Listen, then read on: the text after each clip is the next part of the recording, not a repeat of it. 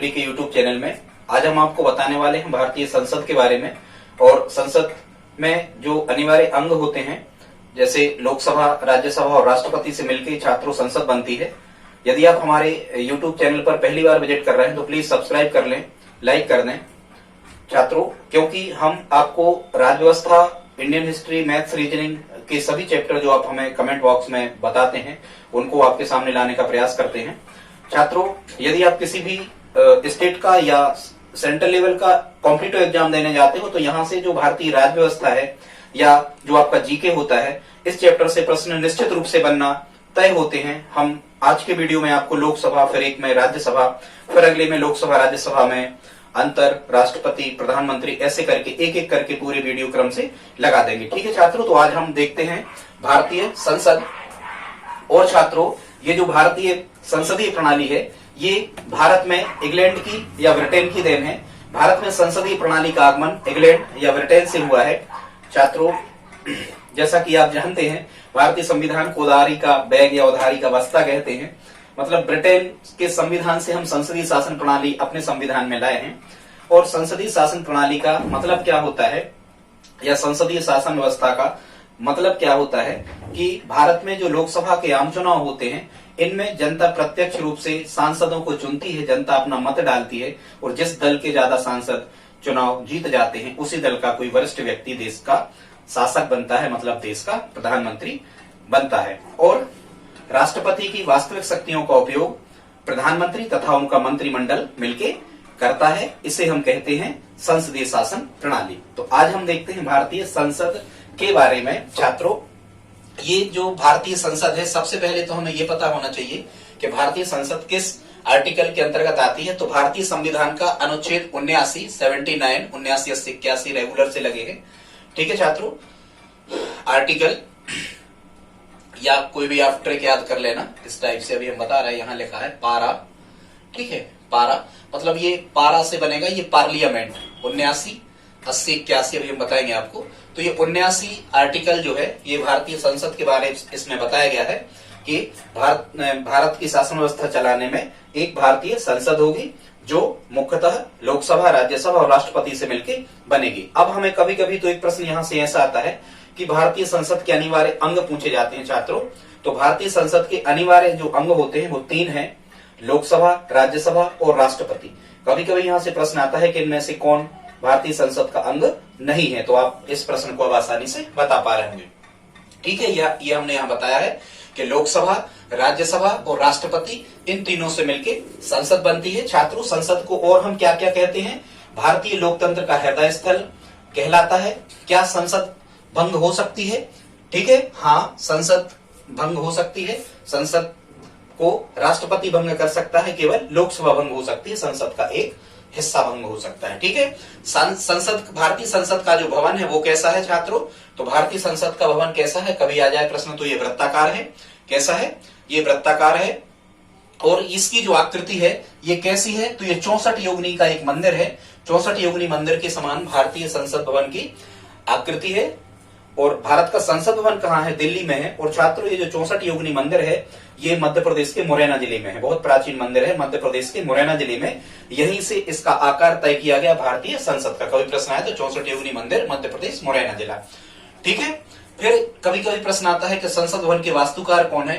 तो इसके जो वास्तुकार थे वो अंग्रेजी थे, एडविन लुटियंस और हर्बर्ट ब्रेकर। एडविन लुटियंस और हर्बर्ट ब्रेकर। एडविन लुटियंस, देखो लोटा के समान गोल तो है ही भारतीय संसद, तो यहाँ लुटियंस ये तो आपको याद हो ही जाएगा। ठीक है, और हर्बर्ट बेकर। ठीक, ये भारतीय संसद भवन के वास्तुकार हैं। भारत का संसद भवन कहाँ है? दिल्ली में है। ठीक है, इसे हम संसद को और क्या कहते हैं? राष्ट्रीय विधायिका। संसद को हम राष्ट्रीय विधायिका कहते हैं। कहाँ है? दिल्ली में है। इस पर किसका स्वामित्व होता है? ऐसे प्रश्न आते हैं, आप नोट करते जाए। यहीं से हमने प्रश्न पेपर में से ही उठाए कुछ प्रश्नों को। भारतीय संसद भवन पर किसका स्वामित्व होता है? तो वहां लिखा आता है ऑप्शन में राष्ट्रपति भारत सरकार। तो राष्ट्रपति भारत सरकार का स्वामित्व होता है संसद भवन पर। इसका निर्माण अंग्रेजों के टाइम पीरियड में हुआ था। आजादी के पहले इसका निर्माण कार्य करवा दिया गया था।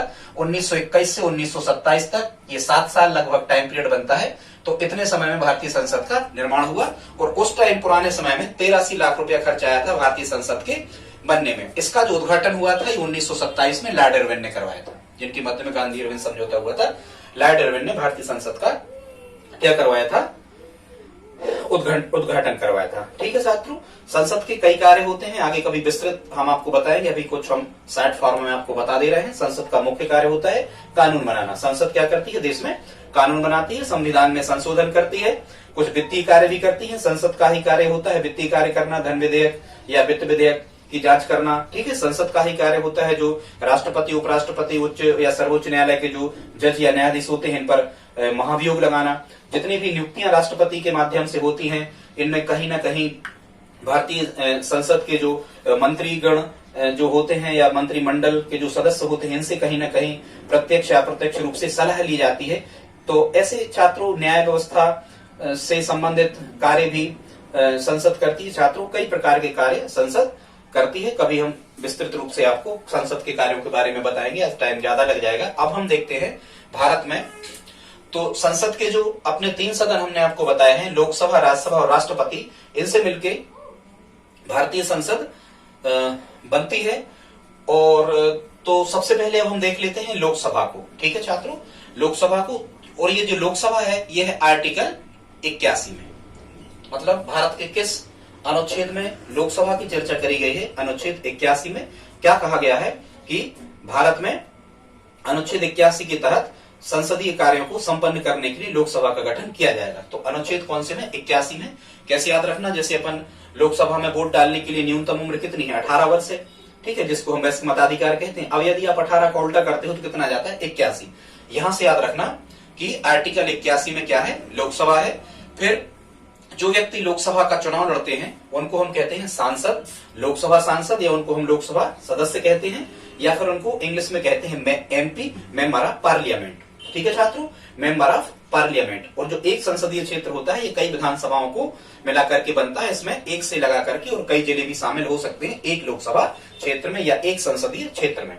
ठीक है छात्रों, तो यदि कोई व्यक्ति 25 वर्ष की उम्र पूरी कर चुका है या 25 वर्ष से अधिक का है, 25 या 25 से अधिक का है, तो वह लोकसभा का चुनाव लड़ सकता है। ठीक है, आप समझ पा रहे होंगे। फिर कभी कोई प्रश्न पूछा जाता है कि लोकसभा सदस्यों का कार्यकाल कितना होता है छात्रों, तो लोकसभा सांसदों का कार्यकाल कितना होता है, 5 वर्ष का होता है। ये 5 वर्ष तक अपने पद पर बने रह सकते हैं। ठीक है, 5 वर्ष के पहले कैसे हट सकते हैं, तो या तो राष्ट्रपति इन्हें अयोग्य करार दे दे, या इनकी डेथ हो जाए, या न्यायालय यदि इनको अयोग्य करार दे देता है, ठीक है, या फिर ये रिजाइन कर देते हैं, तो फिर ये अपने पद से हटे माने जाते हैं। फिर वहां पर उपचुनाव होते हैं, फिर से 6 माह के अंदर, अधिकतम 6 माह के अंदर निर्वाचन आयोग फिर से क्या करवा लेता है, उपचुनाव करवा लेता है। ठीक है, और फिर जितना टाइम बचता है उस लोकसभा का, उतने समय तक नया चुना जाने वाला सांसद उतने समय तक वहां का सांसद रह सकता है।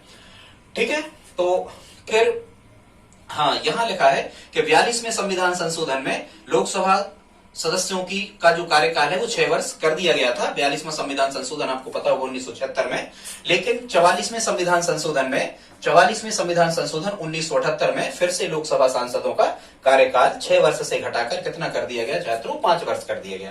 ठीक है, हाँ, फिर कभी कभी प्रश्न आता है कि अधिकतम कितनी जगह से चुनाव लड़ सकते हैं लोकसभा के जो सांसद या लोकसभा के जो सदस्य होते हैं, एमपीज जिनको हम कहते हैं, ये अधिकतम कितने जगह से चुनाव लड़ सकते हैं, 2 जगह से चुनाव लड़ सकते हैं। इसका मतलब ये हुआ, अधिकतम 2 जगह से, इसका मतलब ये हुआ कि वहां की मतदाता सूची में नाम हो या ना हो, ये वहां से चुनाव लड़ सकते हैं। कौन, लोकसभा सांसद, जबकि राज्यसभा में ऐसा नहीं होता, हम आपको आगे कभी बताएंगे। फिर इनकी सदस्य की योग्यताएं, तो सदस्य, लोकसभा सदस्य की योग्यताएं क्या क्या हो सकती हैं। पहले तो किसी की भी आप योग्यता लिखो तो भारत का नागरिक हो, ठीक है, पागल या दिवालिया ये घोषित ना हो, ठीक है, सामान्य सी बात है। और फिर तीसरा हम क्या लिखते हैं, उम्र लिखते हैं कि वो 25 वर्ष की उम्र पूरी कर चुका हो तो फिर लोकसभा का चुनाव वो लड़ सकता है, या किसी सरकारी लाभ के पद पर ना हो, मतलब गवर्नमेंट सर्वेंट ना हो, यदि है तो फिर उसे रिजाइन करना पड़ेगा, फिर वो चुनाव लड़ पाएगा।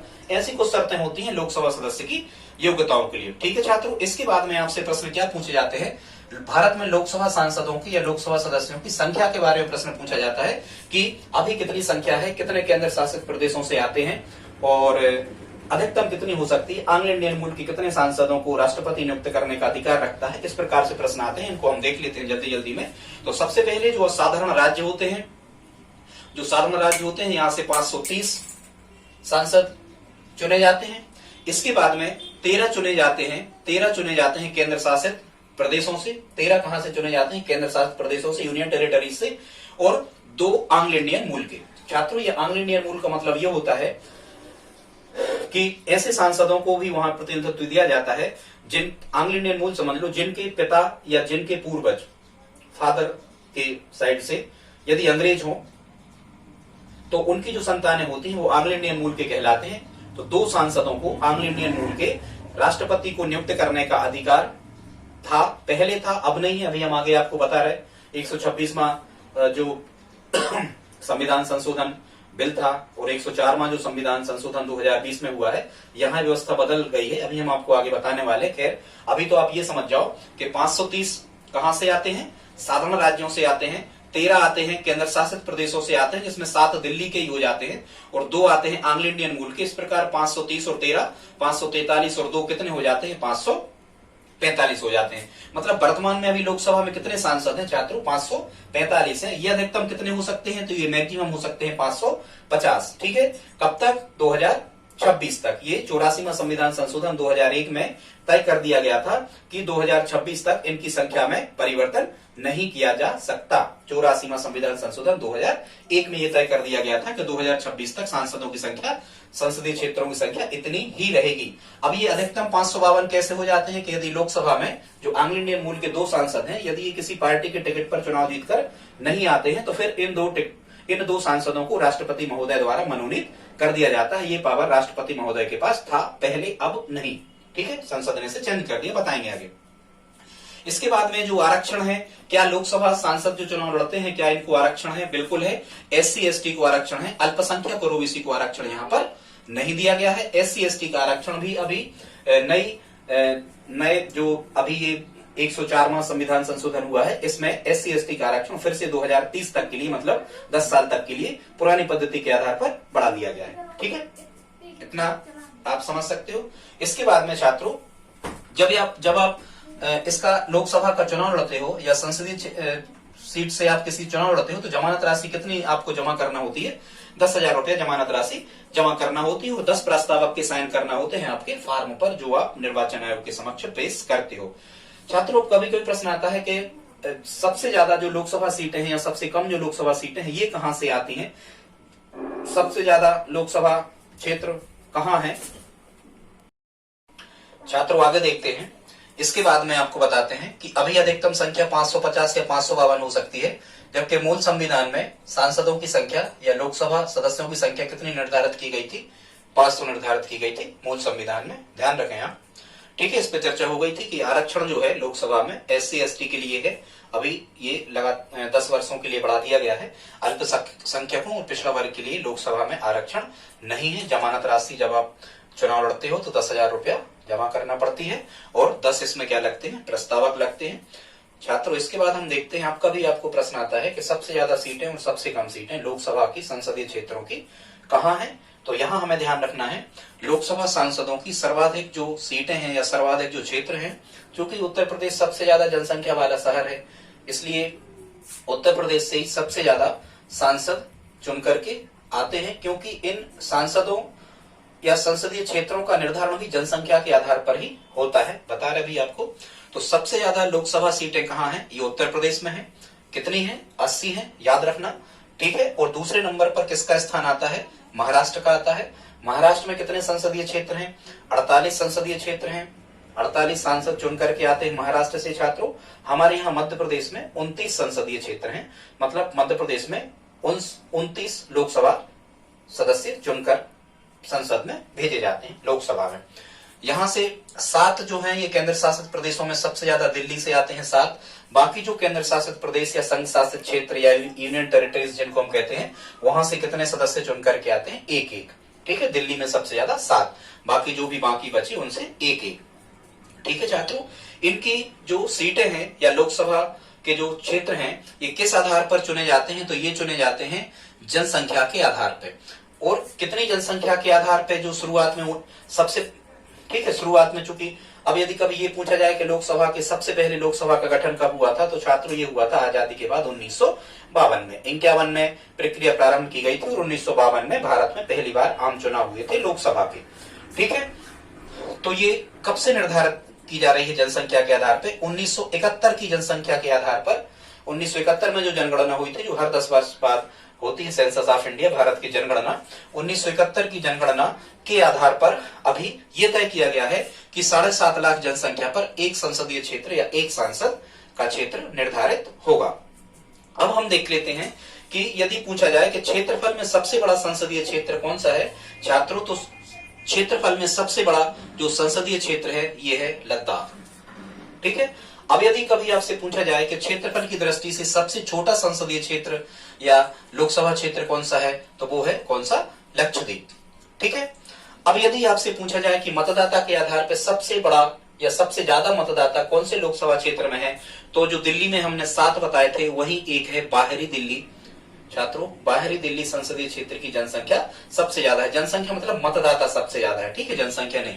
और सबसे कम मतदाता वाला जो क्षेत्र है संसदीय क्षेत्र, वो क्या है, लक्षद्वीप है। ठीक है छात्रों। अब कभी कभी पूछा जाता है कि 2019 में जैसे लोकसभा का गठन हुआ था, ये कौन से नंबर की लोकसभा थी, तो ये 17वीं नंबर की लोकसभा थी, आप ध्यान रखें। ठीक है। इसके बाद में कभी ये भी पूछा जाता है आपसे कि ऐसा संसदीय क्षेत्र या लोकसभा क्षेत्र कौन सा है जिसकी सीमा सबसे ज्यादा लोकसभा क्षेत्रों से लगती है, तो ये जो है इस क्षेत्र का नाम है नागौर, और नागौर आता है जिला, नागौर जिला आता है छात्रों राजस्थान में। ये सबसे ज्यादा 9 लोकसभा क्षेत्रों से लगता है नागौर लोकसभा का क्षेत्र। ठीक है।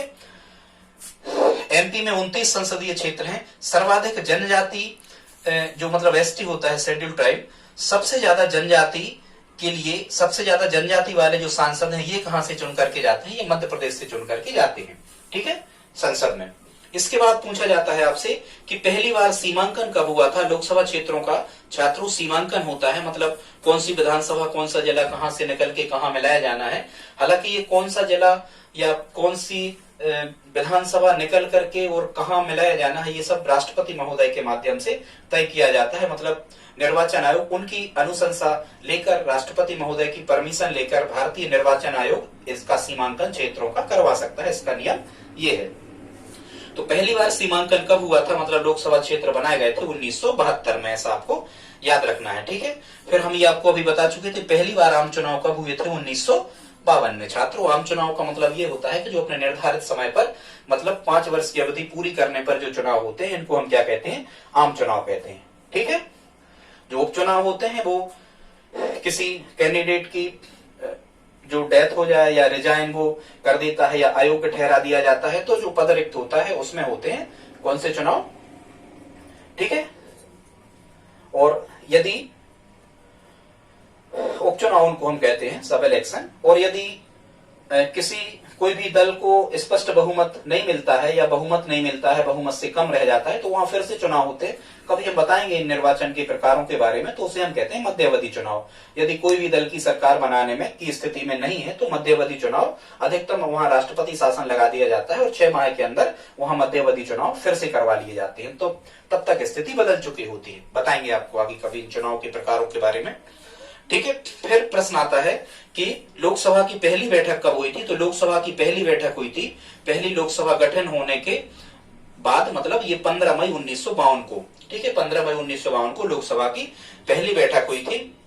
अब यहाँ जो रिजर्वेशन है, आरक्षण है SC ST वाले सांसदों को, तो अनुसूचित जाति मतलब SC के आते हैं 84 सांसद पूरे भारत में, और ST के हैं 47 सांसद पूरे भारत में।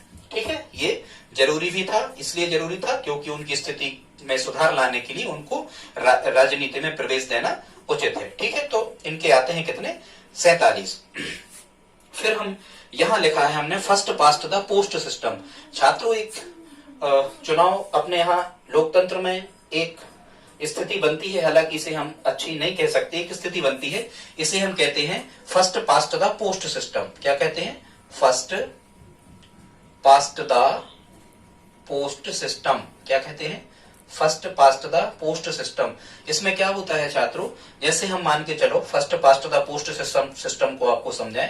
जैसे मान के चलो कोई निर्वाचन हो रहा है और उसमें ABCDE कितने कैंडिडेट हैं, 5 कैंडिडेट हैं। अब मान के चलो A को मिलते हैं 20 वोट, B को मिलते हैं 30 वोट, इसे मिलते हैं 10 वोट, इसे मिलते हैं 5 वोट और इसे मिलते हैं 10 वोट। ठीक है। अब हम ये देखें कि बी को कितने वोट मिले, बी को कितने मत मिले, 30 मत मिले, मतलब ये चुनाव जीत जाएगा। किसी भी प्रकार का चुनाव हो, जो एकल संक्रमण मत पद्धति से होता है उसको यदि छोड़ दिया जाए, जैसे विधायक के चुनाव है, पंच सरपंच सांसद, सांसदों के चुनाव हैं, इनमें क्या होता है कि जिसको सबसे ज्यादा मत मिलते हैं वह इलेक्शन जीत चुका होता है, वह जीत जाता है, वह शासक हो जाता है। जबकि आप देखो बी को कितने वोट मिले, 30 वोट मिले, जबकि इसके अपोजिट में अभी भी कितने 20 और 10 30 और 5 35 और 10 45 व्यक्ति अभी भी इसके विपक्ष में है, इसके विरोध में है, लेकिन 30 वोट पाकर ये व्यक्ति चुनाव जीत गया। इसे कहते हैं first past the post system, सबसे ज्यादा पाने वाला व्यक्ति नेता चुन लिया जाता है, पहले आओ पहले पाओ, first past the post system. ये लोकतंत्र का एक बहुत बड़ा दोष है, ठीक है, कभी बताएंगे लोकतंत्र के दोषों के बारे में। फिर यहां लिखा है कि जो बजट है, ये बजट सबसे पहले कहां प्रस्तुत किया जाता है, तो छात्रों बजट जो होता है ये सबसे पहले लोकसभा में ही प्रस्तुत किया जाता है। कहां प्रस्तुत किया जाता है बजट, लोकसभा में प्रस्तुत किया जाता है। और कोई भी विधेयक, धन विधेयक है या वित्त विधेयक है, यह शक्ति राज्यसभा के पास नहीं है।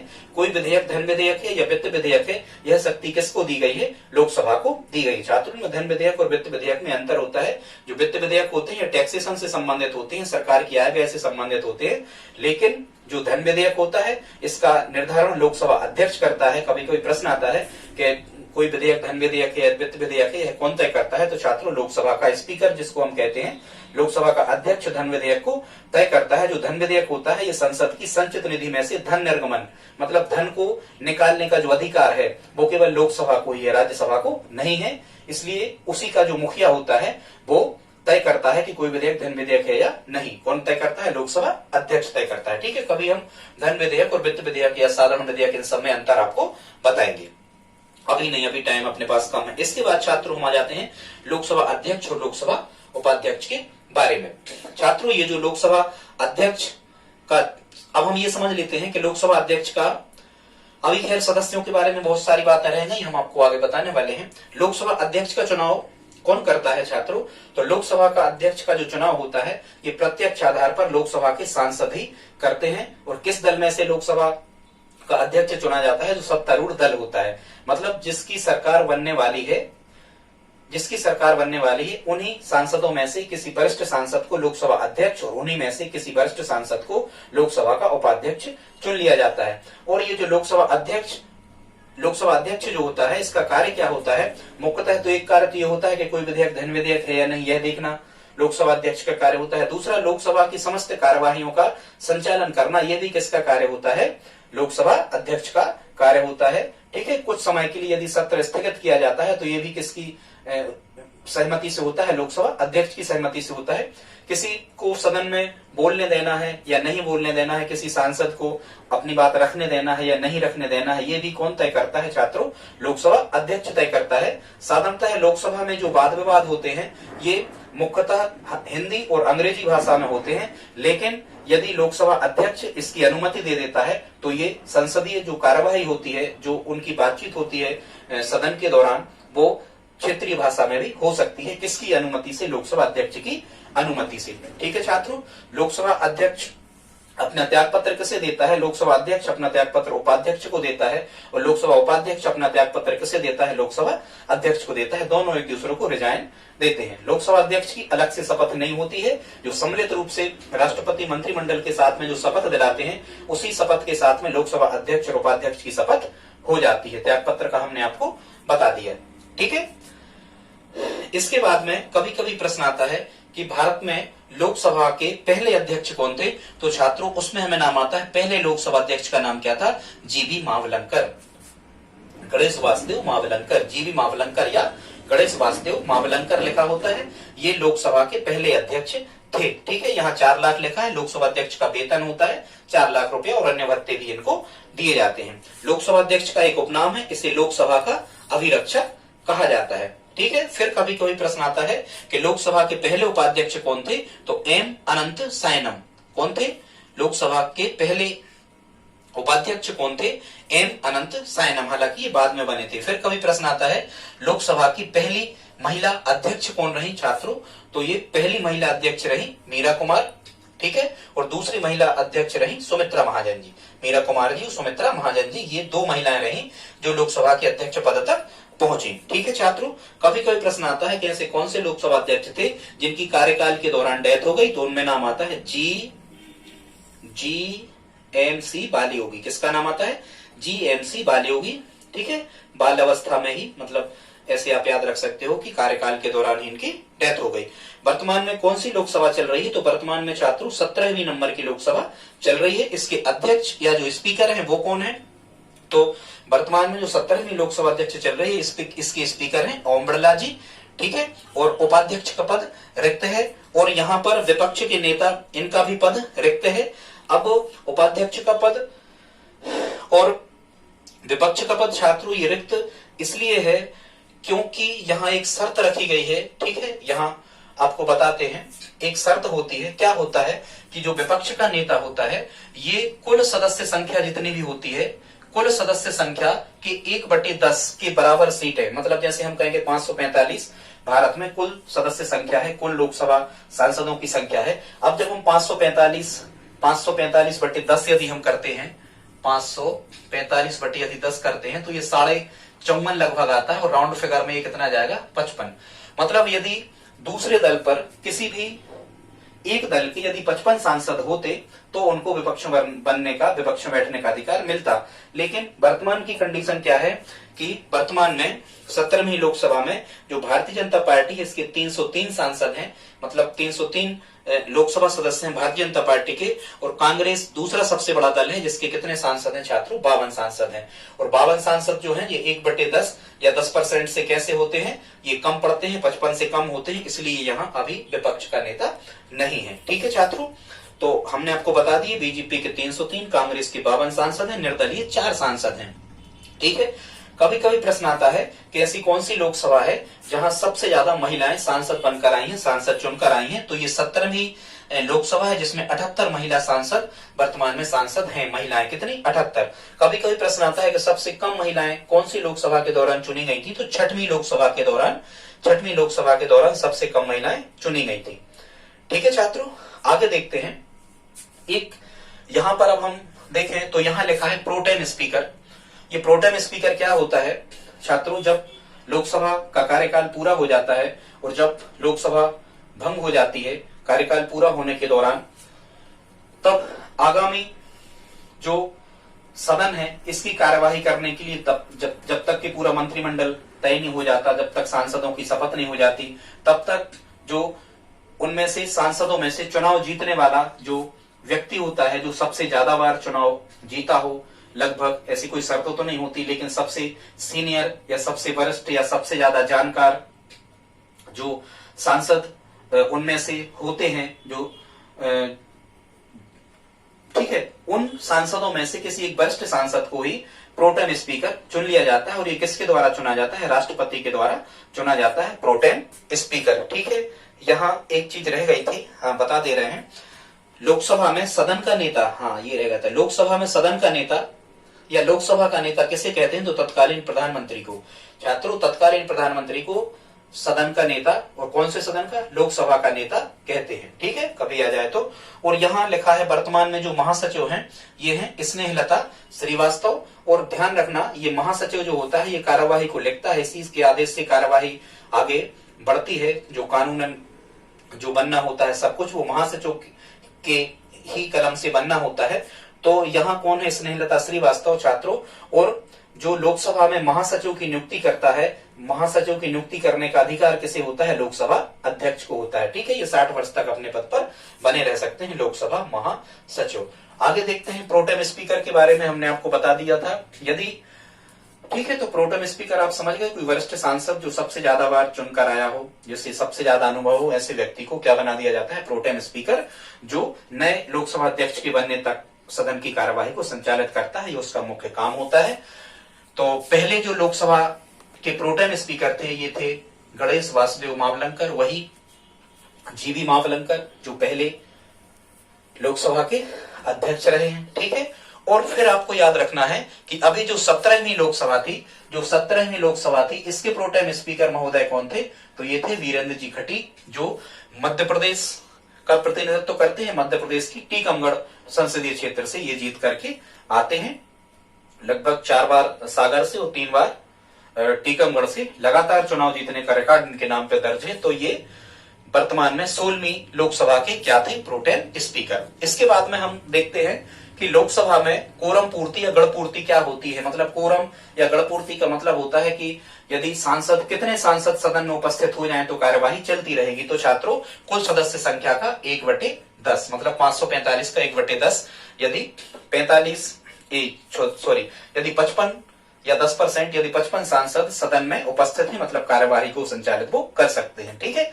इसके बाद में जो सदस्य होते हैं, जो सांसद होते हैं या लोकसभा के जो सदस्य होते हैं, इनको शपथ कौन दिलाता है? तो इनको शपथ दिलाता है राष्ट्रपति या राष्ट्रपति द्वारा नामित कोई व्यक्ति। यदि राष्ट्रपति जो उपस्थित नहीं है तो लोकसभा सांसदों को शपथ राष्ट्रपति या राष्ट्रपति द्वारा नामित व्यक्ति शपथ दिलाता है।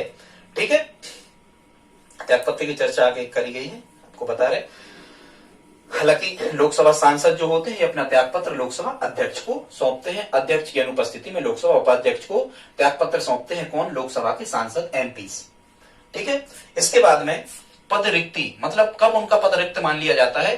तो जो सभापति, मतलब वही लोकसभा अध्यक्ष को हम कहते हैं, सभापति को बिना बताए यदि ये 60 दिन तक सदन से अनुपस्थित रहते हैं तो उनका पद समाप्त मान लिया जाता है, वो पद रिक्त दर्शा दिया जाता है लोकसभा अध्यक्ष के द्वारा। ठीक है। सदन का नेता या लोकसभा में बहुमत के नेता को क्या कहते हैं? लोकसभा में बहुमत दल के नेता को क्या कहते हैं? प्राइम मिनिस्टर या प्रधानमंत्री। लोकसभा में बहुमत दल का नेता जो होता है, जिसको सबसे ज्यादा बहुमत मिला होता है, जिस दल को सबसे ज्यादा सांसद होते हैं, उसे हम क्या कहते हैं? उस नेता को प्रधानमंत्री कहते हैं। ठीक है छात्रों। विपक्ष का नेता, विपक्ष का नेता हमने आपको बता दिया। विपक्ष का जो पद है ये भारतीय संविधान में ये 1965 से प्रारंभ हुआ। शुरू में जो 1952 में, 52 के पास 57, 57 के बाद 62, ठीक है, 62 के बाद 67, यहां तक विपक्ष के नेता नहीं थे लोकसभा में। विपक्ष के नेता जो बने सबसे पहले ये 1969 में बने, और पहले विपक्ष के नेता में नाम आता है राम सुभाग सिंह। पहले विपक्ष के नेता में नाम आता है राम सुभाग सिंह, जो 1969 में पहली बार विपक्ष के नेता बने। ठीक है। ये हमने बता दिया था, कुल सदस्यों के 1/10 से यदि कम संख्या होती है कुल सदस्यों के तो विपक्ष का नेता बनता है ना, नहीं बनता। ठीक है। इसके बाद में सांसदों का एक नाम और होता है लेम डक। लेम डक छात्रों, कैसे सांसदों को हम लेम डक कहते हैं? ऐसे सांसदों को या लोकसभा सदस्यों को हम लेम डक कहते हैं जो पिछली बार तो लोकसभा के सदस्य थे लेकिन इस बार चुनाव हार गए हैं, चुनाव जीतकर नहीं आए हैं, लोकसभा में निर्वाचित नहीं हुए हैं, उनको हम क्या कहते हैं? उन सांसदों को लेम डक कहा जाता है।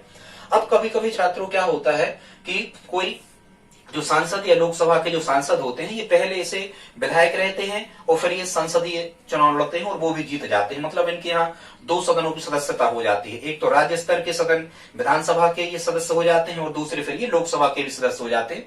तब क्या होता है, ये कंडीशन आप समझ लो। दोहरी सदस्यता की स्थिति में क्या होता है कि यदि कोई व्यक्ति लोकसभा का सांसद पहले से है और राज्यसभा का सांसद बन जाता है, या राज्यसभा का पहले से है लोकसभा का सांसद बन जाता है, तो अधिकतम 10 दिन में उसे इन दोनों में से एक कोई कंडीशन तय करना होती है कि हम किस सदन के सदस्य रहना चाहते हैं। अधिकतम 10 दिन का टाइम उसे दिया जाता है उस सदस्य को जो निर्वाचित हुआ है। इसके बाद में यदि वह विधानसभा का सदस्य मतलब विधायक है और फिर सांसद चुन के आ जाता है, या सांसद है और फिर विधायक बन जाता है, तो उसे फिर कितने दिन का टाइम दिया जाता है? उसे फिर 14 दिन का टाइम दिया जाता है कि 14 दिन तक आप तय कर लें कि आपको किस सदन में रहना है, नहीं तो फिर यहां संसद में जो स्थान है वो रिक्त हो जाता है या रिक्त माना जाता है। अब छात्रों आपको प्रश्न आते हैं कि संसद के कितने सत्र होते हैं? सत्र मतलब ये होता है कि जो लोकसभा के सांसद होते हैं ये अपने लोकसभा क्षेत्र में नहीं रहते, इन्हें दिल्ली जाना होता है और लोकसभा में जाकर के बैठकों में हिस्सा लेना होता है, ये सत्र कहलाते हैं छात्रों। तो संसद के कितने सत्र होते हैं? 3 सत्र होते हैं। पहला सत्र होता है बजट सत्र। बजट सत्र ये इसे हम ग्रीष्मकालीन सत्र भी कहते हैं। ठीक है, कैसे आप याद रखोगे? और ये सबसे लंबा सत्र होता है बजट सत्र, मतलब सबसे ज्यादा समय तक ये चलता है बजट सत्र। सबसे लंबा सत्र यदि चर्चा हो जाए तो क्या होता है? बजट सत्र। ठीक है, ऐसे आप याद रखना कि यहाँ बजट में भी 3 शब्द हैं और यहाँ ग्रीष्म में भी 3 शब्द हैं, और गर्मियों में ऐसे ही कुछ काम नहीं होता ज्यादा, तो ऐसे याद रखना कि ये बजट सत्र ग्रीष्मकालीन सत्र है। इसके बाद में दूसरा होता है वर्षाकालीन, या जिसको हम मानसून सत्र कहते हैं, और सबसे छोटा सत्र होता है शीतकालीन। देखो शीत में 2 शब्द है और शीत किसी को लग जाए तो कैसे छोटे छोटे दाग धब्बे हो जाते शरीर पे, ठीक है, शीत लगना वही तो कहलाता है। तो ऐसे याद रखना कि शीतकालीन सत्र कैसा होता है, सबसे छोटा होता है, ठीक है। बजट में स्पेलिंग ज्यादा है तो ये सबसे बड़ा होता है, वर्षाकालीन मध्य का होता है। छात्रों, सदन की जो बैठक होती है कितने प्रकार से समाप्त हो सकती है? 3 प्रकार से समाप्त हो सकती है लोकसभा की बैठक। पहला तो हो सकता है विघटन। विघटन कब हो सकता है? या तो उसको 5 वर्ष पूरे हो गए हों, या फिर आपातकाल लग गया हो, ठीक है, क्या लग गया हो, आपातकाल इमरजेंसी लग गई हो, तो किसके द्वारा? राष्ट्रपति के द्वारा लोकसभा का विघटन कर दिया जाता है। दूसरा जो विघटन हो सकता है वो सत्रावसान, सत्र को समाप्त करके, ये भी राष्ट्रपति के द्वारा किया जाता है। और स्थगन प्रस्ताव, ठीक है, ये सदस्यों के द्वारा लाया जाता है। आगे की कार्रवाई इन सब की हम आपको आगे कभी बताएंगे। इसके बाद में हम आपको बता रहे हैं सदस्य की अयोग्यता या दल बदल के संदर्भ में, कि कोई भी सदस्य कब अयोग्य हो जाता है, लोकसभा का सांसद नहीं रह जाता, या फिर वो दल बदल कर लेता है, तो उसकी स्थिति क्या रहती है, ठीक है। तो उस सदस्य की अयोग्यता हो जाती है, मतलब वो सदस्य अयोग्य हो जाता है यदि दल की प्राथमिक सदस्यता से वो त्याग पत्र दे देता है, ठीक है। प्राथमिक सदस्यता लिए रहते हैं ये सभी लोग, यदि उस प्राथमिक सदस्यता से रिजाइन कर देते हैं तो उनका जो पद है ये समाप्त हो जाता है। इसके बाद में पार्टी के निर्देशन के बिना यदि वो वोट दे देते हैं, पार्टी कह रही है किसी इसके फेवर में वोट देना और वो उसके अपोजिशन में, पार्टी गाइडलाइन के अपोजिट में यदि वो वोट दे देते हैं, तब भी वो पार्टी से उनकी संसद क्या हो जाते हैं? अयोग्य हो जाते हैं। इसके बाद में यदि वो वोट देने नहीं जाते हैं, पार्टी की गाइडलाइन के अनुसार वोट नहीं देते हैं, तब तो वो अलग हो ही जाएंगे अपने पद से। लेकिन यदि वो वोट देने ही नहीं जाते तो भी वो अलग हो जाते हैं, ठीक है छात्रों। दल बदल अनुसूची 10 हम कभी विस्तृत रूप से समझा देंगे, अब इसमें ज्यादा टाइम अपन को लग रहा है। इसके बाद में यहाँ लिखा है लोकसभा सदस्य का त्याग पत्र, मतलब लोकसभा का जो सांसद होता है एमपी, वो अपना त्याग पत्र किसे देता है? ये देता है लोकसभा अध्यक्ष को, ठीक है। अभी हमने बताया था सांसद या लोकसभा सदस्य एमपी जो होते हैं अपना त्याग पत्र किसे सौंपते हैं? रिजाइन लोकसभा अध्यक्ष को। सदस्य का वर्तमान वेतन छात्रों, संसदीय जो सांसद जो है लोकसभा के एमपी का वर्तमान वेतन कितना है? 70,000 है, ठीक है। और सदन की कार्यवाही, हाँ, सदन की कार्यवाही मतलब लोकसभा में जो बैठकें होती हैं ये किन भाषाओं में होती हैं? ये होती है हिंदी में और अंग्रेजी में। पर यदि लोकसभा अध्यक्ष परमिशन दे देता है तो स्थानीय भाषा में भी, क्षेत्रीय भाषा में भी सदन की कार्यवाही संचालित हो सकती है। सदस्य की अयोग्यता का निर्धारण, मतलब जो लोकसभा के सांसद होते हैं ये योग्य हैं या अयोग्य हैं, इसका अंतिम निर्धारण कौन करता है? राष्ट्रपति, ठीक है, ध्यान रखना। हाँ, थोड़ा सा ये हम आपको बता दें, अभी 2020 में 104वां संविधान संशोधन हुआ है, ठीक है। 104वां कॉन्स्टिट्यूशनल अमेंडमेंट जो हुआ है 104वां 2020 में, ठीक है। ये याद रखना 104वां संविधान संशोधन है, ठीक है। और संविधान संशोधन बिल अलग होता है, जब ये बिल पास हो जाता है तो एक्ट बन जाता है। तो जो 104वां संविधान संशोधन है इसके लिए बिल लाया गया था 126वां संविधान संशोधन बिल, जो 104वां संविधान संशोधन के अंतर्गत लाया गया था। इसमें क्या तय किया गया है? 2020 में लाया गया था कि जो 2 एंग्लो इंडियन मूल के सांसद होते थे, अभी हम आपको बता रहे थे कि 552 कैसे हो जाती, 2 कैसे बढ़ जाते अधिकतम संख्या में। जो 2 एंग्लो इंडियन मूल के सांसद होते थे, पहले राष्ट्रपति द्वारा अपन प्रश्न आता है ना कि संसद में कितने सदस्यों को राष्ट्रपति मनोनीत कर सकते हैं? लोकसभा में, राज्यसभा में 12, वो जो कहते हैं लोकसभा में 2 सांसदों को मनोनीत कर सकते हैं। अब नहीं कर पाएंगे 2020 के बाद में, क्योंकि संसद ही कानून बनाती है। विधि बनाने का, कानून बनाने का अधिकार, संविधान संशोधन करने का अधिकार किसको है? संसद को है। 3 प्रकार से संविधान संशोधन किया जा सकता है। संविधान संशोधन की प्रक्रिया हम दक्षिण अफ्रीका के संविधान से लाए, कभी हम आपको कॉन्स्टिट्यूशनल अमेंडमेंट कैसे होते हैं पूरी प्रोसीजर समझा देंगे, ठीक है। तो हम ये बता रहे थे कि जो 2 एंग्लो इंडियन मूल के सांसद हैं अब ये नहीं रहेंगे, क्योंकि अब भारतीय संसद ने इस प्रावधान को समाप्त कर दिया गया है। और ये आता था अनुच्छेद 331, अब अनुच्छेद 331 को चेंज कर दिया गया है, ठीक है। और जैसे हम ये कहते थे कि सभी जितनी विधानसभाएं हैं भारत की विधानसभाओं में, एक एमएलए मतलब एक विधायक जो रहेगा वो भी एंग्लो इंडियन मूल का रहेगा। और इस एंग्लो इंडियन मूल के विधायक की नियुक्ति कौन करता था? संबंधित राज्य के राज्यपाल के द्वारा की जाती थी। ये था अनुच्छेद 333। इस 333 में भी प्रावधान खत्म कर दिया गया है, मतलब अब राज्यपाल यहां से एंग्लो इंडियन मूल के विधायक की नियुक्ति भी नहीं कर पाएंगे और यहां से राष्ट्रपति जी भी यहां से 2 एंग्लो इंडियन मूल के सदस्यों की नियुक्ति नहीं कर पाएंगे 2020 के बाद से। और जो परिवर्तन होगा देखा जाएगा, इसको आप और क्लियर कर सकते हो। फिर यहाँ संसद सदस्य के कुछ जो लोकसभा के सांसद हैं इनको कुछ अधिकार दिए गए हैं। अब उनको अधिकार क्या है कि यदि सदन के सदस्य, सदन का यदि सत्र चल रहा है तो आप फौजदारी मामलों को छोड़कर दीवानी वगैरह मामलों में आप इनको गिरफ्तार नहीं कर सकते हो। ठीक है, ऐसे बहुत सारे इनके पास में अधिकार होते हैं। आगे कभी चर्चा होगी छात्रों। इसके बाद में हमारा राज्यसभा का वीडियो देखना आप, राज्यसभा के बाद में प्रधानमंत्री का वीडियो देखना। हम एक एक करके पूरी पॉलिटी जो होती है कॉम्पिटिटिव एग्जाम रिलेटेड पूरी एक तरफ से लगा देंगे। प्लीज आप कमेंट करें, लाइक शेयर सब्सक्राइब। छात्रों आगे देखते हैं, ये एक बात रह गई थी और वो क्या है कि जो एमपीज हैं या लोकसभा के जो सांसद हैं इनका निर्वाचन कैसे होता है। तो इनका जो चुनाव होता है ये वयस्क मताधिकार द्वारा होता है। और वयस्क मताधिकार क्या कहलाता है, 18 वर्ष या उससे अधिक के जो व्यक्ति होते हैं वो इनके निर्वाचन में वोट डालते हैं। और इस निर्वाचन को हम क्या कहते हैं, इस निर्वाचन को हम कहते हैं प्रत्यक्ष निर्वाचन। छात्रों निर्वाचन दो प्रकार का होता है, प्रत्यक्ष निर्वाचन और अप्रत्यक्ष निर्वाचन। प्रत्यक्ष निर्वाचन क्या कहलाता है, ऐसा निर्वाचन जिसमें जनता खुद वोट डालती है, जनता खुद अपने मत का प्रयोग करती है, वयस्क मताधिकार का प्रयोग करती है। ऐसे निर्वाचन को हम प्रत्यक्ष निर्वाचन कहते हैं। और जिस निर्वाचन में जनता द्वारा चुने गए प्रतिनिधियों को मत देने का अधिकार होता है उसे हम अप्रत्यक्ष निर्वाचन कहते हैं। जैसे राज्यसभा के सांसदों को कौन वोट डालता है, विधायक वोट डालते हैं। तो राज्यसभा के सांसदों का निर्वाचन अप्रत्यक्ष निर्वाचन हुआ। राष्ट्रपति और उपराष्ट्रपति के निर्वाचन में कौन वोट डालता है, तो सांसद और विधायक वोट डालते हैं। तो ये राष्ट्रपति उपराष्ट्रपति का निर्वाचन भी अप्रत्यक्ष निर्वाचन कहलाता है। ठीक है, आप समझ गए। अप्रत्यक्ष निर्वाचन माने जनता द्वारा चुने हुए प्रतिनिधि जब वोट डालते हैं तो अप्रत्यक्ष निर्वाचन, और जनता खुद सीधे वोट डालती है तो प्रत्यक्ष निर्वाचन।